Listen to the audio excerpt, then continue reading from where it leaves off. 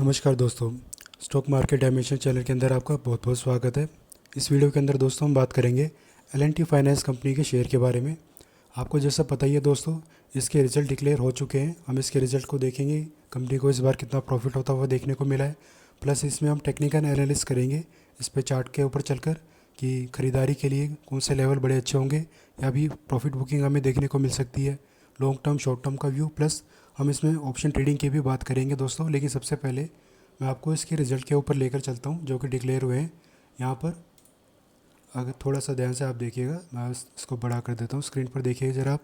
Total income जो है दोस्तों वो 4,200 करोड़ की हमें देखने को मिली है। पिछले क्वार्टर में 4,000 की थी और पिछले साल से अगर हम कंपेयर करें तो 3,700 करोड़ की टोटल इनकम हमें देखने को मिली थी। और ओवरऑल सारा कुछ टैक्स वगैरह कटने के बाद जो टोटल शुद्ध मुनाफा जो कंपनी का निकलता हुआ हमें देखने को मिला है दोस्तों, वो है 700 करोड़ का। पिछले क्वार्टर में 635 था और पिछले साल के कंपेरिजन करें तो 685 करोड़ था। यानी कि ओवरऑल रिज़ल्ट हम डिसेंट ही कहेंगे, बहुत ज़्यादा शानदार हम नहीं कहेंगे इस रिज़ल्ट को। हालांकि जो मार्केट में अनुमान लगाया जा रहा था उससे तो थोड़े से बेहतर ही रिज़ल्ट हमें यहाँ देखने को मिले हैं। तो दोस्तों ये तो हुई रिज़ल्ट की बात। इसमें क्या डिविडेंड की कुछ बातचीत हमें करनी चाहिए? क्या कोई डिविडेंड की अनाउंसमेंट होगी अभी? तो दोस्तों मैं आपको याद दिला दूँ, डिविडेंड की अनाउंसमेंट जो है मई 27 को ही कर दी गई थी और 3 जुलाई से पहले पहले आपके अकाउंट में ये पैसा भी आपके पास आ गया होगा। जो भी इसके शेयर होल्डर्स हैं उनको पता ही होगा। 2 रुपये 75 पैसे के आसपास जो है इसका डिविडेंड हमें देखने को मिला था। और इसके अलावा दोस्तों अब जरा हम चल लेते हैं इसके चार्ट के ऊपर। चार्ट पर हम देखें, फ्राइडे का जो सेशन था वहाँ पर हमें तेज़ी ही देखने को मिली थी। गैप अप ओपनिंग हुई थी, उसके बाद थोड़ा सा ट्रेंड तेज़ी कर रहा था, फिर हल्की सी मुनाफा वसूली, फिर एक रेंज के अंदर ही ट्रैवल पूरे दिन ही करता रहा था एल&टी फाइनेंस का। और उस दिन की अगर हम देखें, ट्रेड वैल्यू कितनी निकल कर आई थी, 414 करोड़ की थी। और मार्केट कैप कितना है कंपनी का आप देख सकते हैं, 50,500 करोड़ का मार्केट कैप है। फेस वैल्यू अभी भी इसकी 10 बनी हुई है। प्रमोटर्स की हिस्सेदारी अगर हम देखें तो 66% अभी भी बनी हुई है। अब दोस्तों अब इसके डे चार्ट के ऊपर आ गए हैं। यहाँ पर डे चार्ट पर हम सबसे पहले देखते हैं इसका लाइफ हाई कितना है, जो कि है 211 का। और ये 211 का लाइफ हाई दोस्तों हमें कब देखने को मिला था? ये हमें जुलाई में ही देखने को मिला था। अपने लाइफ हाई से दोस्तों इसकी क्लोजिंग कितनी है अभी फ़िलहाल? बस कुछ पॉइंट ही नीचे है, 203 पर इसकी फाइनल क्लोजिंग हमें देखने को मिली है। अब दोस्तों जो रिज़ल्ट निकल कर आया है उसके दम पर हमें देखना होगा कि अगले हफ्ते जो हमारा स्टार्ट हो रहा है मंडे से, मतलब 21 जुलाई का जो सेशन हमारा स्टार्ट हो रहा है, उसमें हमें क्या देखने को मिलता है।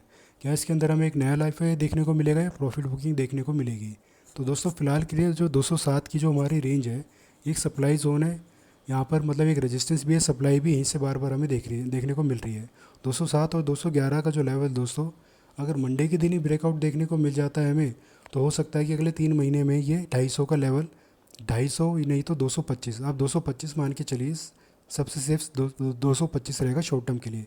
अगले 3 महीने के अंदर अंदर हमें 225 का लेवल यहाँ पर देखने को मिल सकता है। अगर प्रॉफिट बुकिंग हमें देखने को मिलती है दोस्तों, तो हमारे जो सपोर्ट लेवल है 195 199, ये वाली रेंज जो है हमारा फिलहाल सपोर्ट का काम करिए। और सबसे बढ़िया जो रेंज है दोस्तों 185 और 195 की जो रेंज हमारी, ये ख़रीदारी करने के लिए बहुत ही अच्छी रेंज होगी।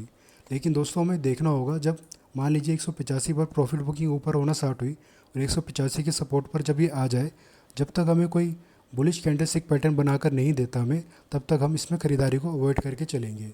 बेहतर होगा दोस्तों अभी थोड़े दिन ही ऊपर ही ट्रैवल करता रहे और प्रॉफिट बुकिंग हमें एकदम से ना देखने को मिले, मतलब धीरे धीरे प्रॉफिट बुकिंग हो, तब ये थोड़ा सा गिरता हुआ हमें देखने को मिल जाए तो ज़्यादा अच्छा होगा। अगले 3 महीने के अंदर अंदर एक बार 185 के लेवल को टच कर दे और कोई बुलिश कैंडलस्टिक पैटर्न हमें बनाकर दे दे, तब हम इसमें बाइंग साइड में पोजीशन बनाएंगे। और कोशिश करिएगा आप कि अपना लॉन्ग टर्म के व्यू के लिए ही आप जो इसमें एंट्री करें, क्योंकि कंपनी बहुत अच्छी है दोस्तों। लॉन्ग टर्म में आप इसके अंदर आप निवेशित रहेंगे तो डेफिनेटली आपको एक अच्छा प्रॉफिट होता हुआ देखने को मिलेगा। तो 185 के लेवल का दोस्तों वेट करिए अगर आपको लॉन्ग टर्म का व्यू है और आप खरीदारी करना चाहते हैं। शॉर्ट टर्म के लिए दोस्तों जैसा कि मैंने आपको बताया 225 का टारगेट हो सकता है, अगर इसका एक तो ब्रेकआउट हमें देखने को मिल जाए मंडे के सेशन के दिन ही, और थोड़ी सी मतलब डिमांड यहाँ पर इसी लेवल पर डिमांड जोन थोड़ा सा हमें मजबूत होता हुआ देखने को मिले, प्रॉफिट बुकिंग थोड़ी सी अभी ना हो तो ही तो अगले 3 महीने के अंदर अंदर 225 के टारगेट हमें देखने को मिल सकते हैं। अगर मान लीजिए अभी प्रॉफिट बुकिंग हमें देखने को मिल जाती है और 1 डेढ़ महीने के अंदर ही 185 के लेवल के आसपास आ जाए, तो 185 195 की रेंज में आप शॉर्ट टर्म का व्यू है तो भी आप इसमें बाइंग साइड में पोजीशन बना सकते हैं 225 के टारगेट के लिए। क्योंकि नया लाइफ है दोस्तों, लग तो यही रहा है कि हो सकता है कि 3 महीने के अंदर अंदर ही हमें देखने को मिल सकता है। प्रॉफिट बुकिंग अभी शायद ना हमें देखने को मिले, लेकिन हो सकता है दोस्तों, थोड़ा सा आपको पता ही होगा जिस तरीके की बाज़ार में खबरें आने लग रही, स्पेशली टैरिफ के रिगार्डिंग, तो हो सकता है एक बार के लिए इस पर इम्पैक्ट हमें देखने को मिले अगर कोई ज़्यादा टैरिफ की न्यूज़ इंडिया के ऊपर लग जाए तो। तब पूरे चांसेस हैं कि अभी जो हमारा सबसे बड़ा सपोर्ट लेवल है 185, इसके पास हमें देखने को मिल सकता है। तो फिलहाल थोड़ा सा संभल कर ही इसके अंदर आप ट्रेड करें, सबसे अच्छा होगा दोस्तों। शॉर्ट टर्म के लिए आप इसमें पैसे ना लगाएं, लॉन्ग टर्म के हिसाब से पैसा लगाएं। और पैसे लगाने के लिए 185 की जो रेंज हमारा, इस पर एक बार स्टॉक को आने दीजिए, तब आप इसमें डेफिनेटली लॉन्ग टर्म के व्यू के लिए पोजीशन को अपनी क्रिएट करेंगे। अब दोस्तों इसमें ऑप्शन ट्रेडिंग की बात कर लेते हैं दोस्तों। यहाँ पर हमें दिखाई दे रहा है साफ साफ कि अपने सपोर्ट और रेजिस्टेंस के बीच में ट्रैवल कर रहा है। या तो इसको अपने रेजिस्टेंस पे जाने दीजिए, यहाँ पर हमें कोई बेरिश कैंडलस्टिक पैटर्न बनाकर दे रहा है तो हम पुट साइड में, बाइक साइड में पोजीशन बनाएंगे। अगर सपोर्ट पर आ रहा है, स्पेशली अपने सेकंड सपोर्ट पे जो कि 195 के पास है, तब यहाँ पर हमें कोई बुलिश कैंडलस्टिक पैटर्न देखने को मिल रहा है, तब हम कॉल साइड में पोजीशन बनाएंगे।